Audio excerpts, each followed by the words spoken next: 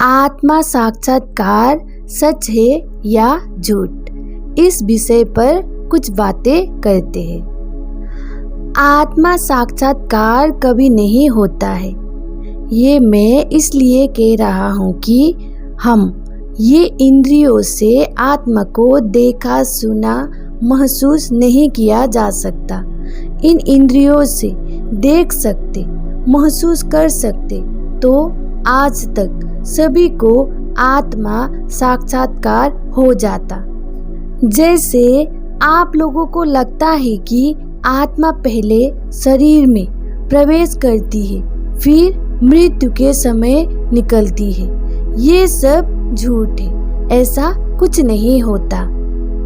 वो तो पहले से ही थे, अभी भी है और सदा रहेंगे। ऐसा नहीं कि वे प्रवेश कर गए और निकल गए। वो तो इंद्रियों से परे की बात है। हम सब तो इंद्रियों में इतना डूबे हुए हैं कि इंद्रियों से परे की बात समझ नहीं आती। पर इंसान एक ऐसी स्थिति को पा सकता है कि जो अद्भुत है।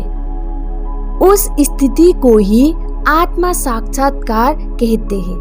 पर आत्मा साक्षात्कार कहना भी भूल जैसा लगता है मुझे, क्योंकि उस स्थिति को देखने वाला, सुनने वाला कोई नहीं रहता, सब मिट जाता है।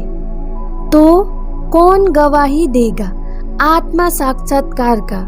आत्मा साक्षात्कार होता तो उसका रंग, आकार, गुण बता सकते, पर आज तक किसी ने नहीं बताया।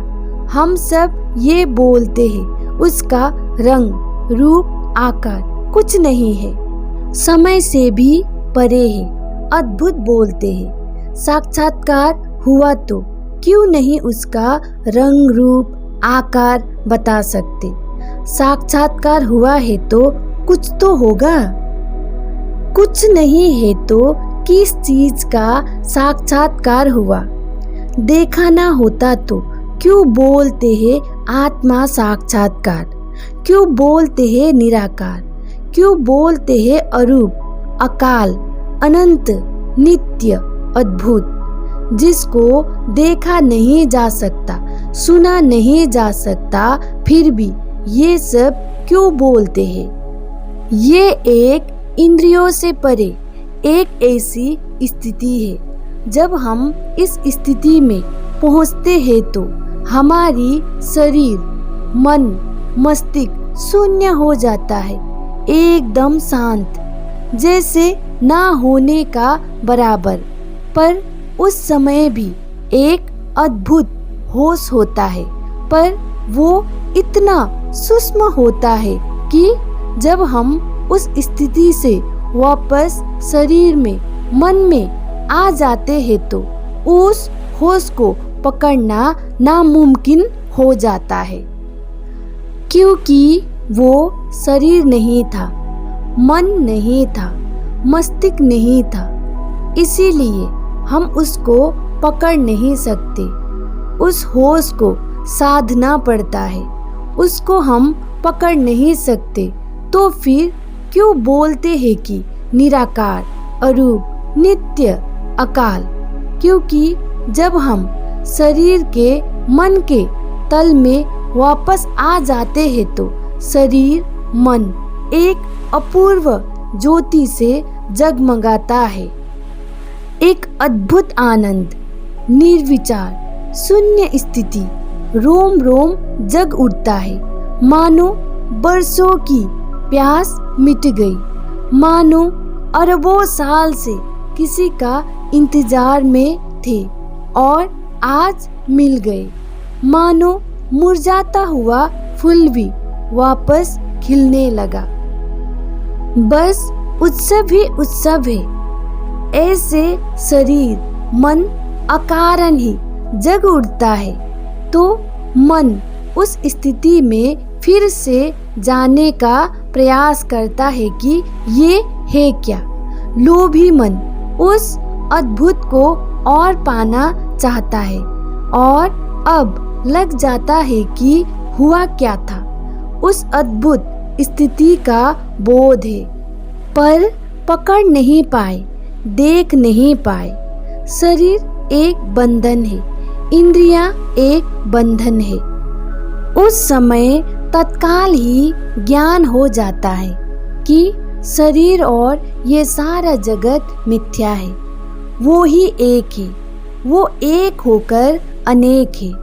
उसी के कारण आकार, रूप, रंग, गुण है, पर वो निर्गुण है। वो इन सब से परे है, पर उससे ही ये सब है। उसी से ही प्रतिपल अनंत ब्रह्मांड उत्पन्न हो रहा है और उसी में लीन भी हो रहा है। हर एक जीव में वो ही खिल रहे हैं, अनेकों रूप में, बस वो एक ही है। हर एक प्राणी पूर्ण है, हर एक जीव अपनी पूर्णता के साथ जी रहा है, पर मनुष्य जाति बहुत दुख में, पीड़ा में जी रहा है। अज्ञानवश ही हम बहुत दुख में जीते हैं। ये नियम, संस्कार, परंपरा, जाति, स्त्री पुरुष, धर्म, नर्क, स्वर्ग सब झूठ। कुछ सत्य नहीं, सब धोखा है, झूठ है। एक अज्ञानी, मूढ़, अनपढ़ इंसान भी इस स्थिति के बाद वो महाज्ञानी बन जाता है। भले ये सभी चीजों को बता नहीं पाए, समझा नहीं पाए, पर वे समझ गए। बता और समझा तो कोई नहीं पाया, क्योंकि वो स्थिति ही ऐसा है। उस स्थिति को पाने का उपाय कोई बहुत अच्छे ढंग से बता पाता है, रास्ता बता सकता है, पर उस स्थिति को सही और सत्य कोई नहीं बता सकता। जब बोला तभी मिथ्या हुआ। वो एक ऐसी स्थिति है कि जब हम मन में वापस आते हैं तो उसका आकार पकड़ में नहीं आता, रूप, रंग, गुण कुछ भी पकड़ में नहीं आता। पर ऐसा नहीं कि कुछ नहीं था जरूर, पर उसे हम इंद्रियों तक नहीं ला पाए।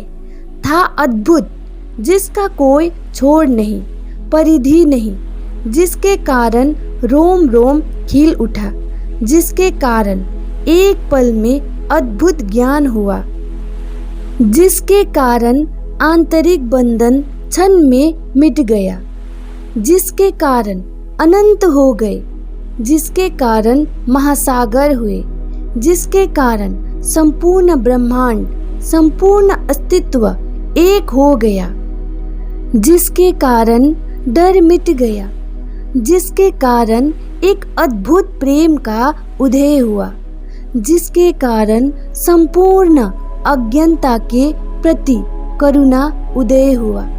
इसीलिए वो है, पर ये भी नहीं बोल सकते कि आत्मा साक्षात्कार हुआ। ये एक ऐसी स्थिति है कि उसके प्रकट्य में इंद्रियां मौजूद नहीं रह सकती, सब शून्य पड़ जाता है, देखने वाला कोई नहीं बचता, पर उसका प्रकट्य में इतना प्रभाव है कि शरीर, मन, मस्तिष्क सब प्रभावित हो जाता है और ज्ञान का उदय हो जाता है। उसका रूप, रंग, आकार, गुण कुछ भी ना बता पाने से भी ये महाज्ञानी हो जाता है। आत्मा बोध होता है, साक्षात्कार नहीं होता। इसी को हम आत्मा साक्षात्कार भी कहते हैं। पर साक्षात्कार तो मोह, माया, लालच, काम से होते हुए, समझते हुए उस स्थिति को पहुँचते हैं। उसी को ही आत्मा बोध कहते हैं।